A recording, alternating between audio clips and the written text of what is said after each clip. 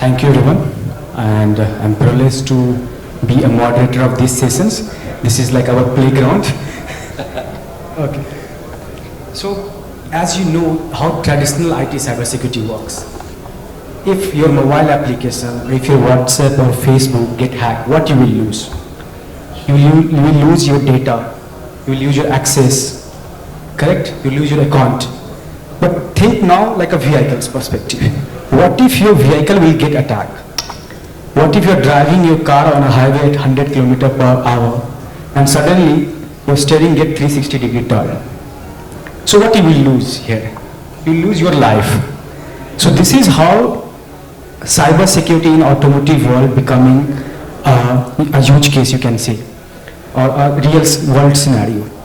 My name is Vikas Chaudhary. I am running a cybersecurity company since 9 years, and we are into automotive cybersecurity especially. Along with me, we have a distinguished guest from the industry. Over to you, Milind. Can you introduce everyone? Yeah, so myself, Milind Nanal. I take care of CISO function, Chief Information Security Officer for Skoda Auto Volkswagen India Private Limited. Good evening, I am Arun. I take care of Program Director role for Cybersecurity from Bosch, India. Hey, myself Vishal Bajpayee. I am founder and CEO of Secure Things. It's a US-based product company focusing on automotive cybersecurity. And I can say I was privileged to look into cybersecurity since first hack came into limelight since 2014. So it's been a journey that we are converting into products and advisory to our fellow companies. Hi everyone, my name is Samira Damble. I'm a business development manager at ANSYS, taking care of a portfolio called Digital Engineering, where I take care of products around safety, cybersecurity, model-based systems engineering, digital twin, and mission engineering solutions. Okay. Thank you everyone. Before we begin, I would like to ask from the audience, so when you buy a car from a showroom, do you ask questions that does this car have a cybersecurity implemented or something? Anyone, have you ever asked? And just randomly I'm asking to everyone. No? Not yet, yes? It's not started yet asking this question as like a features, yes? So based on this, I have questions to all the panelists. What one advice you give, one advice you want to give to the audience when they want to buy a new car? So based for cybersecurity especially. So before even addressing to this question, in fact, if they don't ask what cybersecurity features that the car produce, nowadays the trend is little different. The manufacturers are saying, hey, we do have this feature, and which is also adding security along with all your customer user experience and so on and so forth. So please go for it. So the trend would, I am sure, would change slowly, and I could see this is happening right here, because whenever I was being called for these panel discussions, it's mostly the CISOs talking together, and I could see that there are some business managers and also some different portfolio people also talking about this topic. It's no more just a discussion at the governance level or only at the board members level, but the culture is slowly inculcating, and they do have a lot of mix of audience who also talk about this topic. Now coming to your question, what is the advice? Yeah, what is the advice that we do? Yes, you do have a lot of driving factors in order to add information security elements to the car. One, as you obviously said, is about the safety, because safety is one of the prime things, and especially in the market in India, autonomous driving so far is not so much as a trend, but I could still say that we're still safe there, and we will slowly adopt the way our other markets in Europe is taking curve. But apart from safety, there are also many other things when it comes to the compliance need. Because the way that you have heard about UNEC R155, 156 regulations, which talks about having car cybersecurity management system in place, or having 4-time update management for SUMS, software update management in place. In India, in similar to that, the authorities are already talking. They are already getting in line and coming up with AIS 189, AIS 190. as one of the requirement, which is more or less similar to having the minimum base security compliance to have your car before it goes unhit on the road. So that's something where, of course, whether the customer asks for it or not, slowly the industry needs to kind of have that compliance in place before they are allowed to even sell that car. So that's one feature. And apart from the things, another thing is more to do with about privacy, which is very crucial element about what do they with your data, because when the last session we talked about AI and a lot of use cases on AI, where there are sort of lot of positive potentials that you can do with your information being collected, but at the same time, on the other side of this side, where they are coming up with another regulations where DPDP and other acts which are coming, where it is demanding for the customers to see that whatever is information is being processed, that's the only thing which is to be allowed. And this is where the regulations and the privacy element also would come in picture. And there are, many topics to talk about it, but I would also leave some points for the other panelists to talk about. Thanks.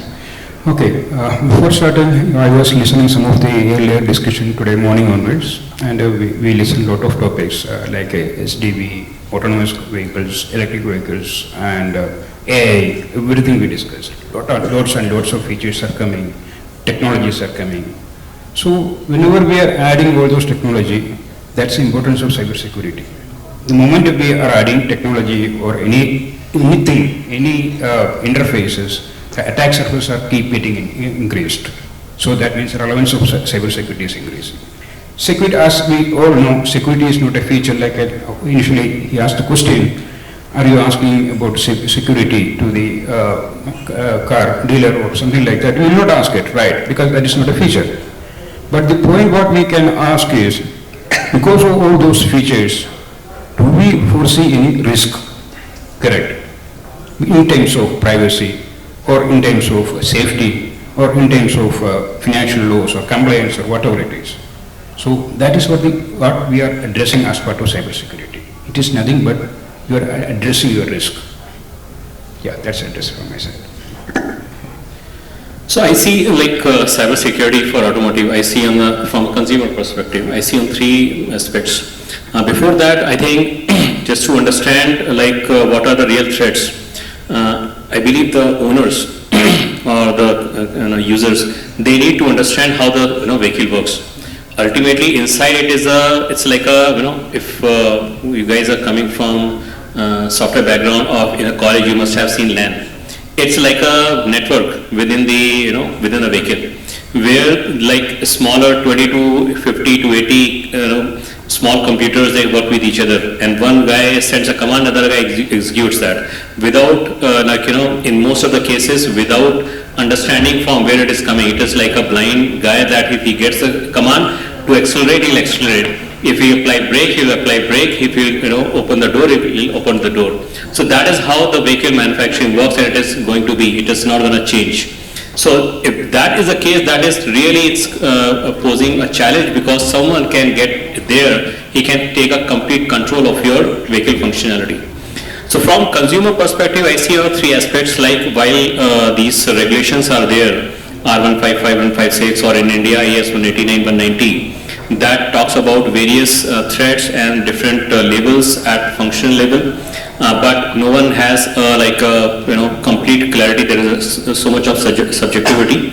At the same time, no one talks about entire vehicle level. So from consumer perspective, I think one thing people should ask, like, what is the cyber assurance? I say cyber assurance because this covers many aspects. Cyber assurance covers that how secure my vehicle is based on like different control functionality and different other features to how it can be exploited from navigation perspective. But more that, like when we talk about software, when we talk about computers, nobody can deny that cyber attack cannot happen. It will happen. It is happening since decades. It will happen.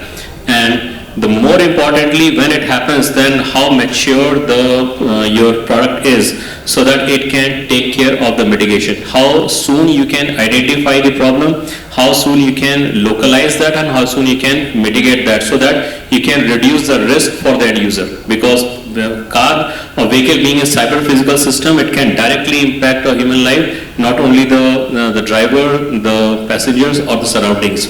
So cyber assurance that covers that, the entire life cycle, how they are serious and how they have covered and thought about cyber security throughout the life cycles. That's the first point.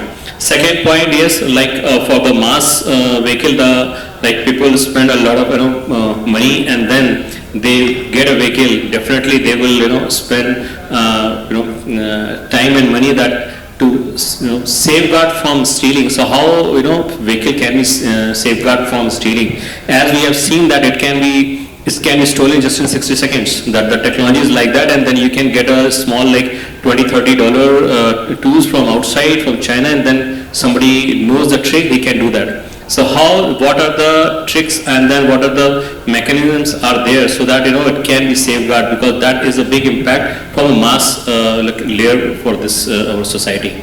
And the third aspect is that as we are going with the advanced functionality, where a lot of subscription based features, where you are taking subscription or the on-demand features, where you are putting money, how those are being safeguarded. Somebody should not be exploited, like charging their vehicle on your behalf. Somebody is not just doing exploit your FASTag, so that it's coming on you or your any other functionality. So these are the three aspects I'm sure that everybody should aware, so that they can not just your functional safety for the safety from the crash, but from the software system, some cyber attack system, they can safeguard themselves.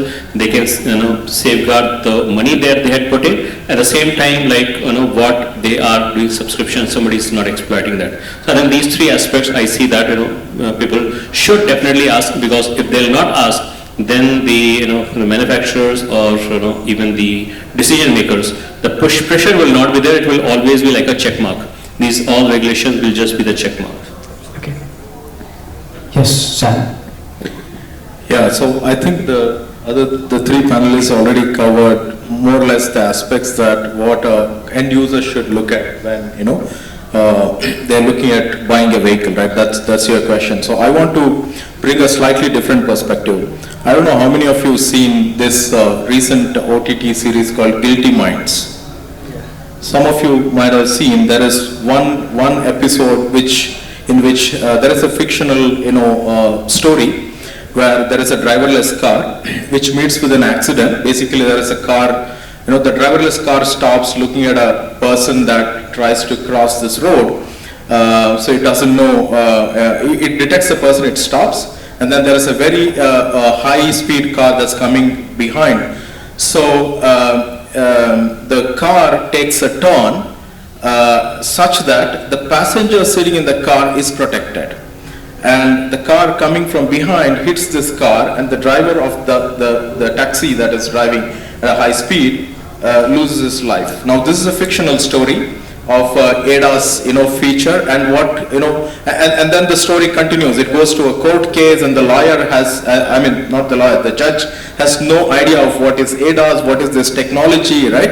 A very interesting court scene happens. Now imagine a similar scenario of a cyber attack. You are in a shared mobility vehicle. You are seated in the car. Now there is no accident here, but then there is a cyber attack, and then you have to pay a ransom to get out of this attack, right? Let's add one more round of complexity to this. In one of the previous panels, I think digital cockpit panel, somebody was talking about personalizing the shared mobility. Right? Somebody said, I get into a shared mobility vehicle now, I personalize, using the technology. Now, let's say if this is a case that goes to the court, who is responsible? So look at cybersecurity not just from a vehicle development and consumer point of view, but also from a legal enforcement point of view. It's going to be a very complex case, and I don't know how the court scene is going to be, right? So what I'm trying to say here is the most important thing is building awareness. Like the co-panelist said, the biggest challenge we have is lack of awareness. We take things for granted. All these questions come only as an afterthought. So the first thing that we need to do is building awareness for people and also within organizations where we develop products which have cybersecurity, attack possibility, right, which are connected products. So at an organizational level, build, awareness, and also, bringing these kind of features and protection against cyber attacks should come as an organizational culture, and it should not come more from an enforcement point of view. Just because regulatory authority is saying so, it shouldn't be a checklist to show to the regulatory authority, but it should come as an organizational culture, and only then I think we can build a safe cyber ecosystem. Hi Anand, very good afternoon. Yeah. So just to quickly give you light on this, so I asked that what piece of advice you can give if someone is buying a new connected car. Okay. So there are two things. One is whether it's a connected car Connected car and or not connected car. Okay. Right? Post BS6 phase 2, Yes. most of the cars are vulnerable. Yes. Reason being, now the emission is being tracked. Okay. Okay, and since the emission is being tracked, you need to keep on patching your vehicles to ensure that they are compliant. Now I'll come to your answer. Yes. So regarding the awareness, so the buyer needs to check what are the certifications are there, especially for the safety of these connected cars, whether the vehicles are, whether the manufacturer is ISO 27000 certified, or all certifications which are related to connected cars. So those first thing is important. Second is whenever you are sending your car to service center, there are ports which are from where that can get hacked, right? Your CAN port, link port or Ethernet port. So the device, the buyer should be also aware that what are protections the manufacturer has given for this, whether there is a MFA in place or not, whether the data which is going to cloud is encrypted or not, or whether in case you are connecting this port to any device, whether the device is having the correct defense system or not. All things that the buyer should be aware of this. Adding to Anand, so what Anand was saying, that when you go to repair a shop, there is a diagnostic port. As a consumer, you just check whether something wireless dongle has been attached or not. Because any malicious actor can attach a wireless dongle into it and they can send CAN bus, CAN sends. Or you also, when you are not using Bluetooth, simply turn it off, because Bluetooth may be vulnerable. Maybe BLE Bluetooth is vulnerable. Maybe your car are using less version which is not updated, where there are multiple CVEs are already presented on internet, already available. So few things you can, as a users, you can take care by yourself. Okay. On top of these questions, I have one very interesting questions. Like various OEM, many OEMs, what they do generally, they promote like I have a 5-star safety, I have a 4-star safety.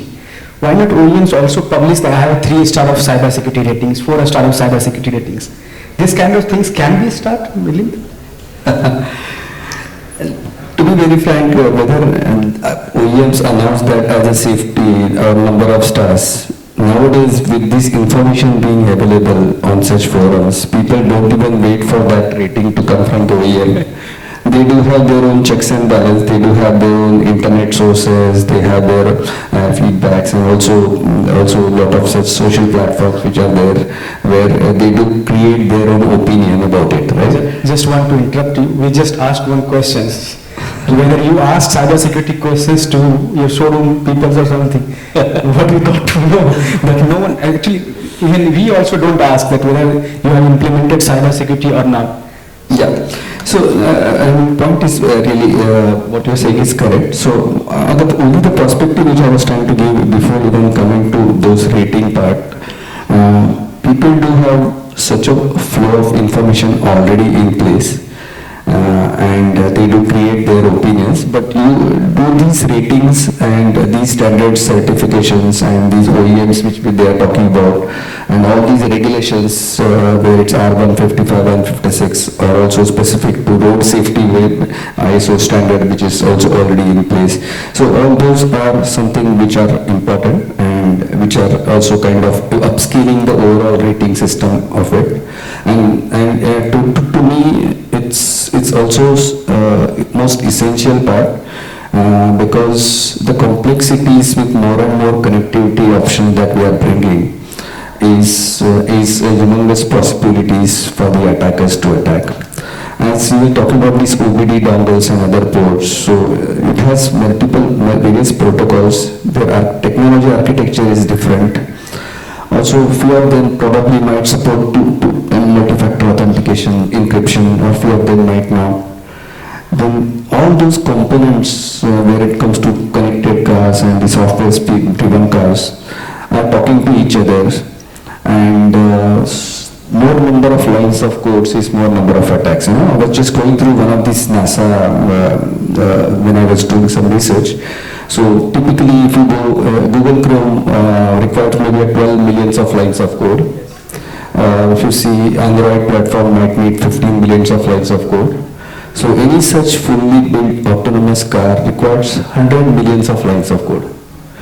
So more number of lines of code means more possibility of getting it attacked, more number of bugs, and all these certifications, ratings, standards, upscale to some extent would enhance to take care of all those weaknesses, vulnerabilities, and at the end it's the organizational OEM perceive that how do they inculcate this as a practice, not only for building a safe car, but also to gain customer trust at the end. Yeah. So, Arun? Okay. So like this security level at a vehicle, it will come. Like now when we talk about the NCAP, that is primarily on the functional safety and the crash point of view. But soon the time would come when people will start, that I talk about the assurance level. And even like currently if you look at the ISO standard, ISO 21434, that is missing. It is the security level that is talking about the functional level, but not on the vehicle level. So like I'm just one update like from my company point of view, secure things. So we did identify this gap, and so we have a solution that looks at the overall vehicle security system. We have come up with this concept of identifying the security level, but more importantly what I was talking about, that we presented to SAE. So SAE, this standard body, ISO 21434. So we presented this concept that was partly missing in the ISO standard, and so my co-founder, she presented in last SAE World Congress in Detroit. It was very well accepted by the ISO technical committee. And they feel that this is so this was a big debate post that as well. Like how we identify the security level, because there's like so many things are there. It could be subjective, but what is the right level to identify that? It cannot be just like a aggregation of different security level across different functions, but there's definitely a function.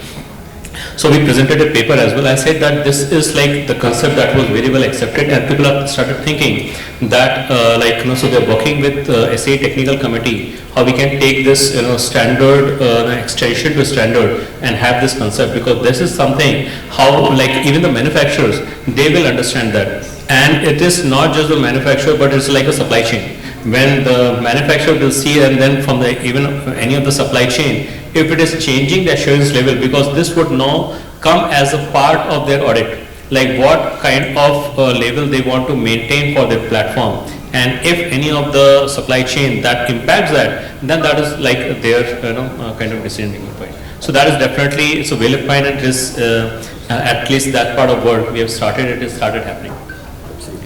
Thank you, Vishal. On a lighter note, this NCAP should also cover cyber security as well. Yeah. Okay. So next questions I have with Arun. So with your expertise in leading cybersecurity program management, what measures can companies take to stay proactive rather than dealing with the growing threat landscape? So the question is mostly on the proactive measures, right? So first of all, we need to understand cybersecurity is not a reactive measure. Okay, that should be proactive. That means that starts from the beginning. So simply speaking, we could say that security by design. That means right from beginning, whenever we start a component development or any concept development, that time itself we need to understand what's the typical risk is going to happen within that scope, within the ecosystem. That we need to identify. Then we need to build these concepts on security, and also we need to identify the ecosystem. That means it's not just like one company, OEM is doing the security. We are connected with the multiple stakeholders during the development itself, like suppliers, OEMs, or other digital technology providers like that. With each and every OEM, we need to identify what is each and every stakeholder's state or responsibility. Say for example, we'll have multiple deliverables, like maybe say technical deliverables, engineering deliverables, documentations, or whatever it is, right? So what is their stake? That means what is their ownership in terms of, say for example, someone, some supplier is giving a component, a hardware component or software component. They need deliver this functionality and specification. Is it enough? So what kind of security measures they are taking care? Are they adhere to the compliance? Not only compliance. As an OEM, they have some kind of expectations in terms of organization policy. And from tier 1, we may have some kind of expectations. That we need to share it. And who will do the validations? That also need to be clarified. And even after that, after they deliver it, how are they maintaining it? If in case any patch or any vulnerability identified, who is responsible to update the patch? How are they going to distribute it? What is the SLA to share that information? Okay, and what kind of support will get to deploy it? And under decommissioning, so if you know that a vehicle life cycle is around 10 to 20 years, right? So security is not just like we need to maintain during warranty period alone, correct? That has to be there through this product life cycle till decommissioning. I hope you know what is decommissioning, right? So we are scrapping the vehicle or no longer in use. Till that time, also we need to consider what are the measures to be taken care as part of cybersecurity. That means if in case some of our confidential data is there in the vehicle, we need to see that how best we can erase it or how to manage it. All those things we need to identify, we need to have proper engagement or agreement with each and every stakeholders. That is important. This is during the development phase. So we are not stopping there. Yes, of course we have to do the validation. Even after we deliver the vehicle or the vehicle is on road, that time also we need to constantly check it. It is not just like we apply all security measures and deliver it. During that time also, we have to keep monitor it.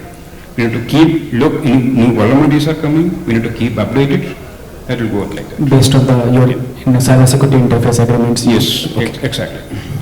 I have with Vishal now. As we know that we both are leading cybersecurity firms. What new type of cyber attacks do you see target connected and autonomous vehicles? And how should the industry prepare, or how they are preparing now to mitigate those threats? Sure, this is an interesting question. If we see the kind of advancement going into automotive industry, it is increasing the attack vectors. Yeah. Like even when we often talk about one point is that cyber attack often we correlate to connected vehicle. Yeah. That is not true. Yes. Because cyber attack can happen to vehicles those are even not connected, and but they can make small change that can be remotely attacked. Yes. Cyber attack, the vulnerability exists within the electronics. Electronic that is there, the complex electronics and how the vehicle is functioned. Even that how your different components are being connected, how the electrical signals are being transmitted. everything can be used to make a different set of attacks. And connected vehicle, it is impacting because now it is your electronics have increased, not like you don't need to access a vehicle. You can remotely attack a vehicle. And then if you see that last 2 years, I think more than 90% of attacks, those are even like came into limelight. They are remotely attacks. Remotely attacks are happening. And when we talk about like the even like we talk about like the same interfaces that we see, that whether it is Wi-Fi module or Bluetooth module, but bigger problem with the automotive industry is that while it is a very well supply chain based model, but that is also a biggest hurdle, because at the OEM level they don't know that what is coming within the tier 1, like what kind of software, and like they will provide some sort of report, but even tier 1 they don't know, because they are using some modules from for GPS to modem to Bluetooth. Even the supplier of those chipset, they don't know what is the driver coming inside. So that is like one aspect, is that continuous understanding, new vulnerabilities are coming. But at the same time, now as the vehicles are becoming more connected, they are connected through your peer devices. So your APIs are like, now it is becoming more like the traditional, some of the attack that we used to see in the data center, IT side of it. They are now pretty much applicable to that, because now it is going through gateway and from your cloud, and then your APIs where mobile phone is connecting through your cloud side. Now when we're talking about V2X, and they're like whether it is CV2X or your vehicle to vehicle communication, new challenges are coming. We are seeing the EV vehicles are coming, the charging station, your battery management system. You are adding a new interfaces. If you look at the charging station, charging infrastructure, ISO standard, there are still certain ways how that can be attacked, how that interface can be used, or somebody can use the kind of man in the middle to steal your charging. So it's still an impact you from financially. Yeah. And now like this another like when there is now so much of kind of competition among the OEMs. Now vehicles are not being just the vehicle, it is now becoming a more like a luxury vehicles. Now you are seeing the more and more functionality. Your devices are being paired, you are seeing the the charging pad. That is another one, like charging pad, if you look at it like using EMIMC, your phone can be get fried. Like that attack can happen, and then assume that when the charging pads are within the vehicle, all these attacks are happening, then it can make an impact of many other functionality within the system. So yes, like when we look at the newer vehicles coming, considering the newer advancements to electronics, now vehicles are becoming more software driven, and like when we talk about the ADAS, it means we need a more computing power.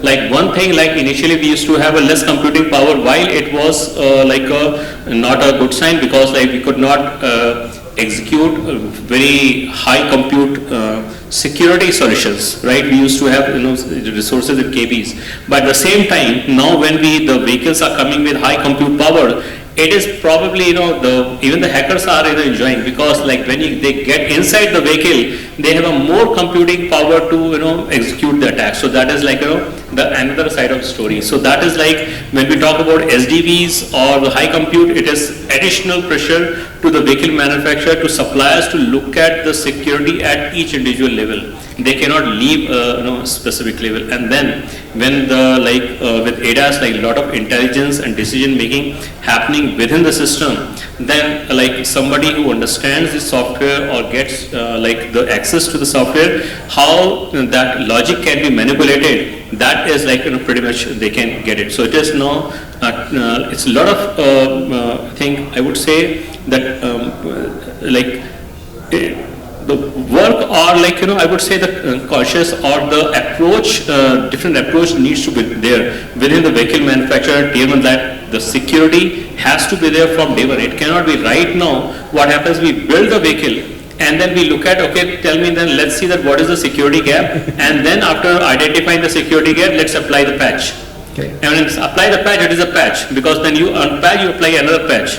But when the security is coming from base your hardware or core design, how you can solve that? You cannot solve it. So that approach needs to be taken. I believe that now, I will say that last couple of years, definitely, vehicle manufacturers or suppliers or the industry, it is becoming more aware. Like if you look at from the Western side, this is more, it's not just the regulation, but it is more like a stringent pressure from the government or judiciary. That is like putting a lot of pressure from the manufacturer to take a precaution. But here, at least within India, I'll say that we are working with a lot of manufacturers, and we see that there is a conscious effort. They want to do it, but at the same time, they want to do it in a very short time. Yes. Right. So like that is something. And in fact, like if you look at one recent example, means though it's not very much related, but somebody has everybody must have heard the CrowdStrike example, right?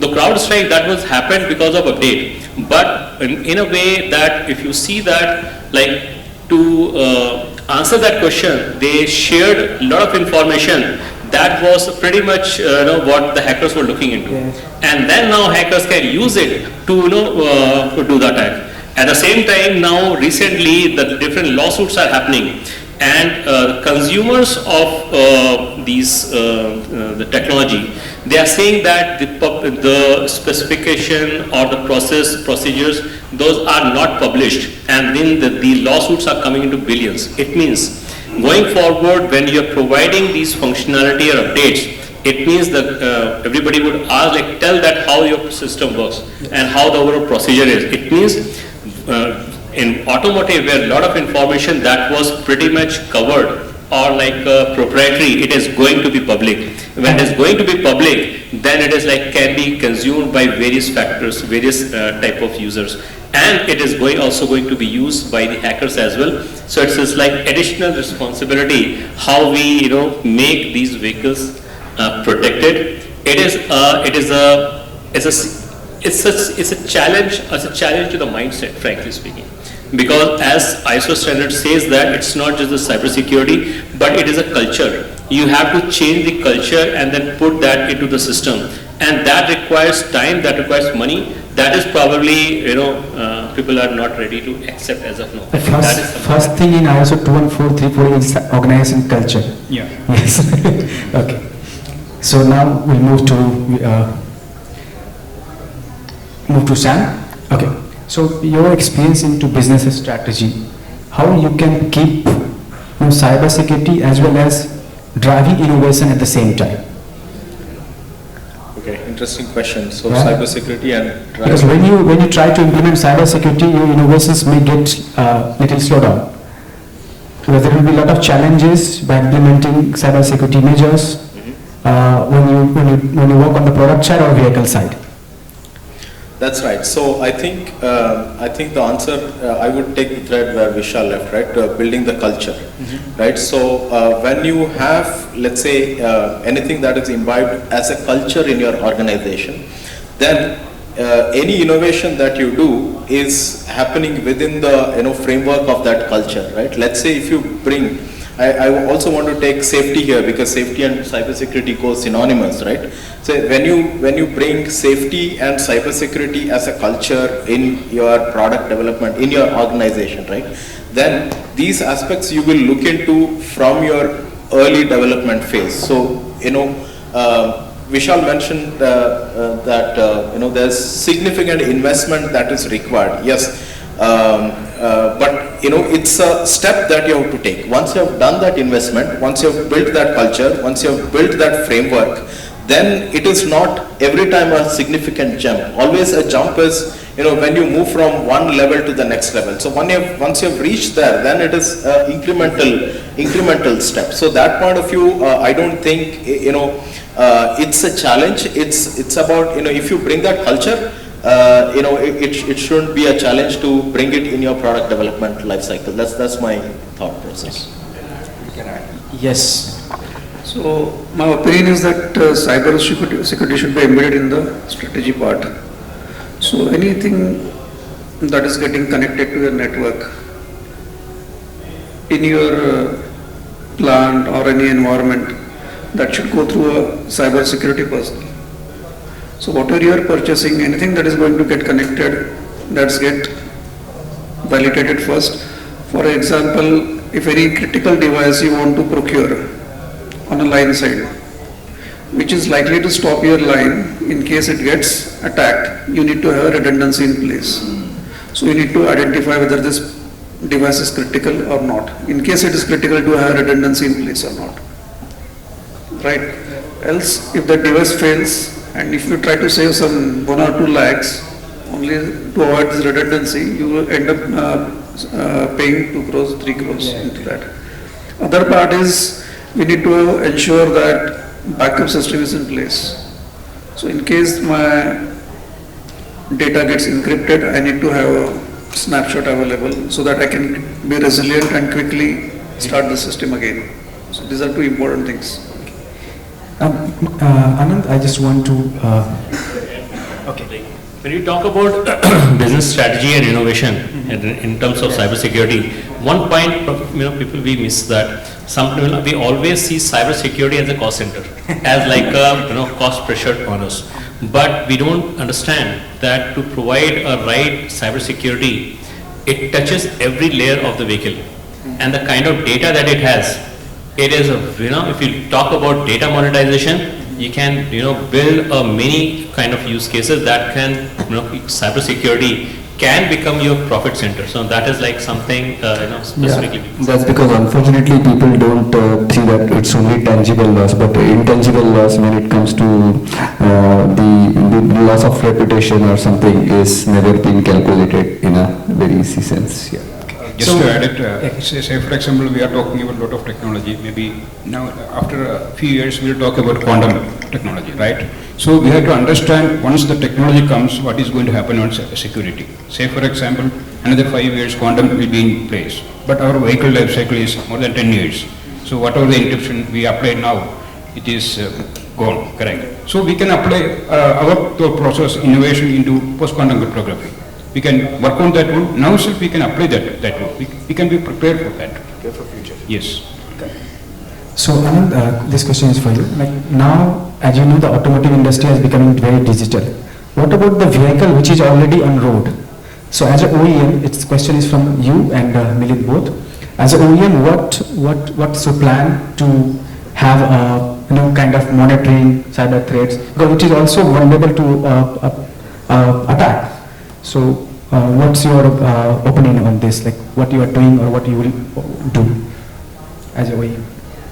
So, the vehicles which are already on road, we can't help on that.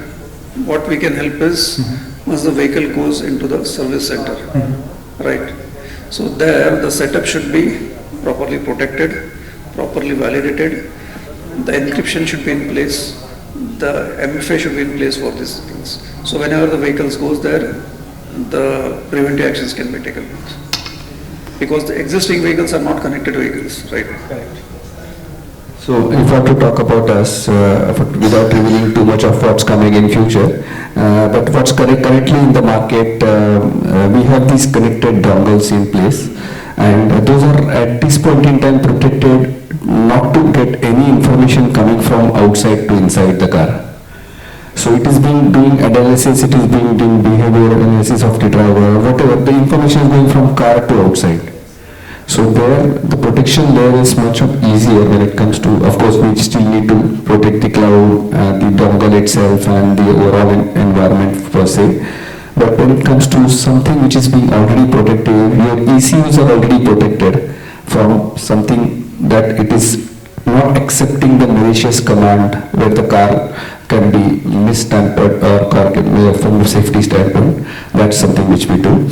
And if you talk about this, how it's happening in Europe and also the other market things, this is one of the major things which is being driven under that R155. So when you talk about CSMS, Car Cybersecurity Management System, so it also expects the OEMs to have complete security operations center in place, the way you have traditional SOC, which is monitoring your laptop, desktops and other incidences. So you do have a vehicle SOC in place where every connected car, I'm not talking about situation in India for us, but in Europe, yes, every such connected car has to, which is on road, which is having connectivity option, is getting monitored.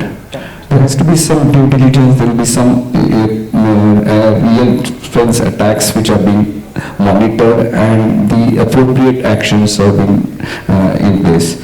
So learnings out of even those are coming to various countries, and we do work on that and then give our posture. That's how we operate. Yes, so last session was based on AI. So I have a quick questions to all the panelists one by one. AI with cybersecurity in vehicles. One use case if you can highlight to the audience.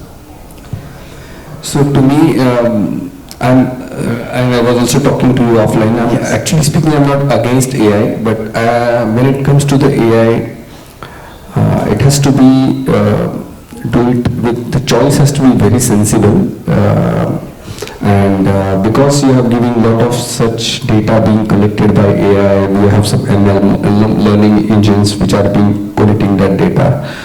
You have to basically also look at that your basic principle of security is being not compromised.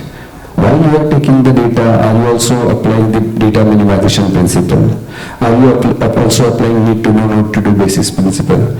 Are you also applying segregation of duties principle? So, of course, these things in a nutshell, if I look at it, it looks contradictory. Where I'm saying that data has to be collected, but at the same time data has to be collected. But the choice is, of course, with the supplier or the OEMs who are generating that use cases from AI.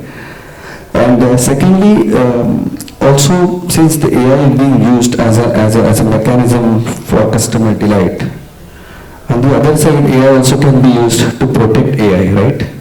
So you can have predictive analysis, you can have a lot of such engines where whatever is being collected from that AI to also being used in order to act as a defense mechanism or defense layer, using those AI as a use case. As you mentioned about SOC, so there could be a predictive threat analysis, something kind of. Absolutely, absolutely.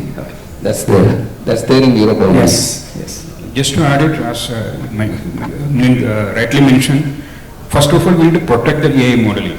We discussed a lot of AI modeling across this vehicle, correct, like ecosystem. So that we need to protect it. That is one thing.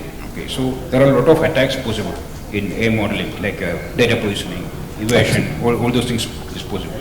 That need to be protected. Other side, we can use AI for security. Correct.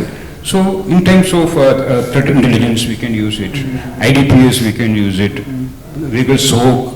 Yes. In every life cycle, we can use AI modeling to protect the vehicle and improve security. So this. Yes, Vishal, any highlight from you? Right, so AI ML on cybersecurity is pretty close to me. And I started exploring AI ML using on vehicles, cybersecurity, I think close to 10 years back, where the idea was that like typically on the vehicle, when we create a rule-based security model, that does not, cannot work. The way that, different pace of vehicles and platforms are being generated at the same time. Now, like there is so much of competition between OEMs and tier ones. OEMs are also doing research on autonomous vehicle at the same time tier ones, and that was that I learned I was working with a few companies in 2017-18. They were very hesitant in sharing that information because they are sharing that whatever we are learning, if we share that, that's not going to work. So like the AI ML, while like there are various systems, those are not deterministic where we see a lot of challenge. But vehicle is like a kind of a deterministic system where you can build a pretty good AI ML model. And that is like even our product is all like AI ML based, whether it is edge security or on the cloud side. And I see that's a very good use case, being that like you don't need to ask like OEMs to share their proprietary information. At the same time, when you have a platform, you can build those models fairly quickly, and then like as these supply chain are happening, how you can build it and then apply to that. So whether it is your connectivity layers to how your vehicle function across in vehicle where different components are being they communicate using different protocols. So I see that AI ML is like helping in the sense that, as you all know, that within a vehicle that the latency is a very critical factor.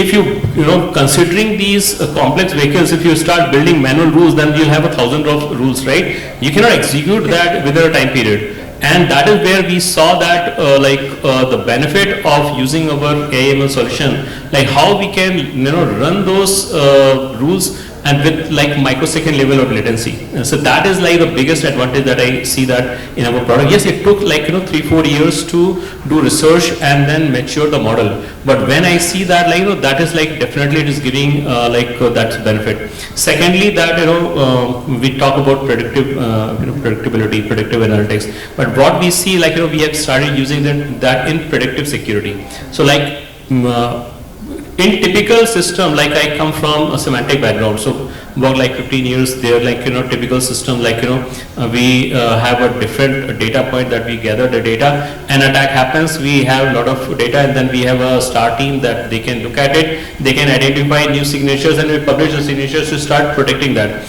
But in vehicle, that it cannot work, like, you know, cannot update the system. So, and at the same time, you cannot be reactive, you have to be proactive. So how we can leverage AIML to be a proactive system, that is another one that is like we started using that and then build this completely deep learning based predictive system, so that we can understand and we can, you know, provide that intelligence to the OEM much before OEM and Tier 1, that this is how your vehicle can be attacked, and then you have to protect it before anybody else can do. So these are two things I see that it's a pretty good use case for the vehicle. Yes.